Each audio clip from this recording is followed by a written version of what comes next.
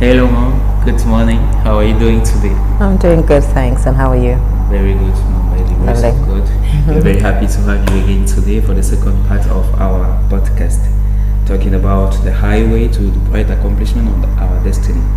Last time we talked about two or three questions, and we were very edified. So today we came in order to continue for the second part because it's very interesting subject.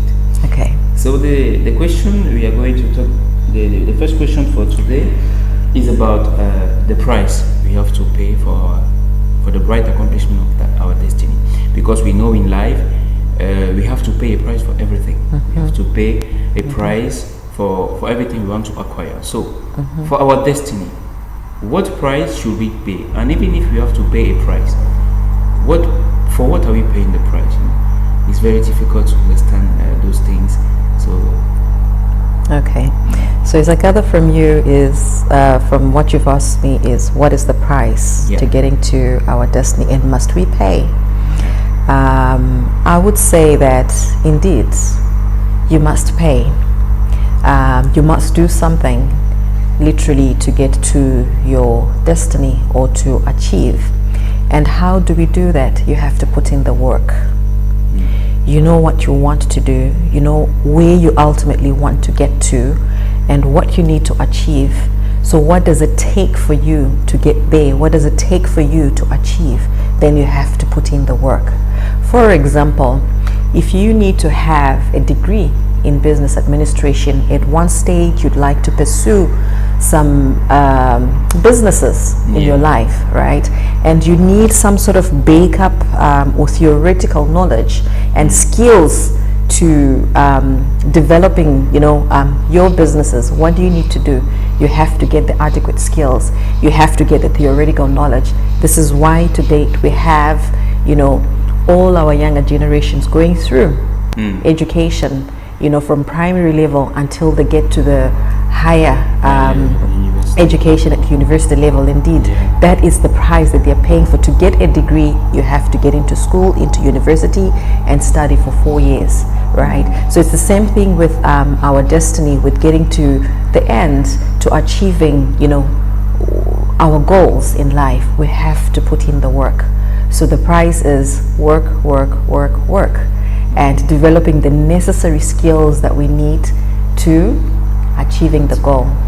Yeah, so you do have to pay, and you must pay the price. Yes. Okay, thank you very much for the answer.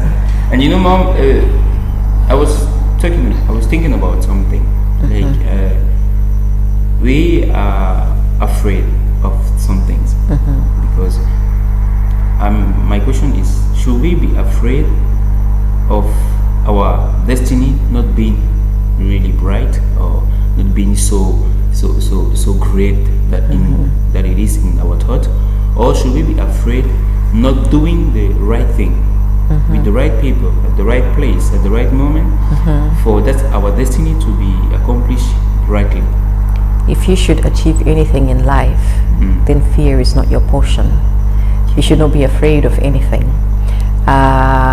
It sounds very scary, mostly when you're looking at the picture, at the dream. It seems so much, and it looks very scary. You might probably think, am I going to be able to do it? And some of the things that are going to make you fear or make you want to pull back might be the challenges, that you might foresee to happen in the way. For example, you do want to attain that degree, but you're not financially stable, and you're asking yourself, how am I going to get this degree if I cannot barely meet up with the demands of paying my tuition fees? But it has to be done. Would you want to live a life with regrets? No, right? Yeah. So you're better off being in a position where before you say you have failed or you cannot do this, at least you have tried to do something before you can conclude that maybe this is unachievable or I cannot do this. Rather you try it and see whether indeed you cannot do it or it cannot be achievable. But what I know is, if you have to do or if you have to win, you have to do something. Should you be afraid? Don't be afraid. Rather pursue your goals and go after your dreams. and make sure that you do everything and anything that it takes for you to achieve. You know, the future is always bright.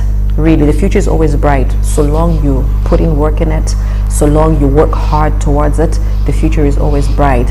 I'm not going to tell you that you're going to get it swiftly. The challenges are always going to be there. The obstacles are always going to be there, right? You are going to fall sometimes. Failure only becomes when you fall and you don't pick yourself up and you remain on the ground. You know, but if you have to get to the success, you're going to fall. Get up, dust yourself up, and move forward and go for your goal. Must you be afraid? Do not be afraid to fall. Must you live a life of regrets? Do not live a life of regret.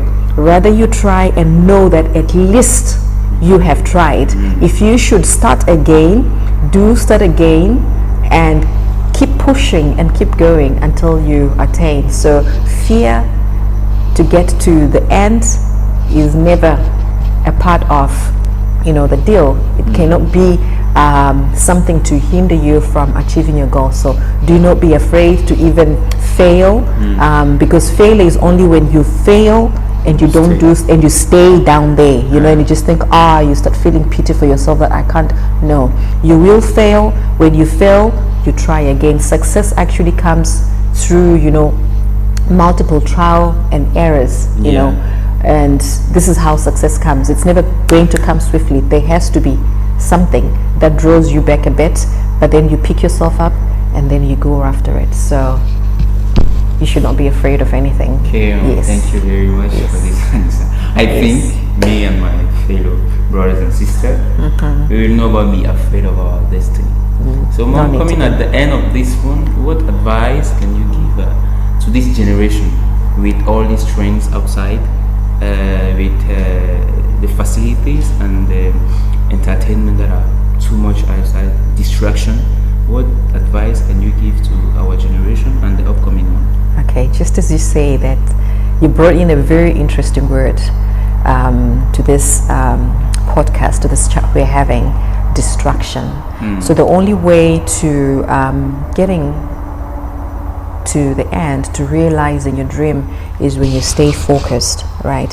If you have the picture before you, you know what you need to attain at the end of the day. You have to keep looking at it, and then you have to devise means and ways to achieving that particular dream. So stay focused and then work hard. I'm not saying that you should not have a life outside your dream. Yes, you can have a life, you know, but find a way of bringing in a balance into probably your social life and what you have to work towards. Because if you put more effort probably in the social life and forget about your ultimate dream, you're obviously going to lose it, right? So you need to focus, and then you need to strike a balance between your social life and your dream and what you have to, your goals rather, I should say, and then you need to, you alone, you know, you have no room for distraction, because you alone, you know where you want to go. So you can't have a third party or a second party trying to divert your attention, because they're not going to get you there, right? So if that happens, which brings in, you know, your ability to control yourself in avoiding or stopping, you know, from being distracted, right? Where do you want to go? If somebody comes into your way, are they helpful to you in order to get to where you desire to be, or they are just a hindrance? If they are a hindrance, what should you do? If it is somebody that is going to catapult you to your next level, then this is somebody that you need to be with. So distraction, you cannot really entertain distraction. You really need to be focused, and then spirit of discernment to know what is wrong, what is right, and then you move with it. You need that one as well, and to just work. Yes. Thank you very much, Mom.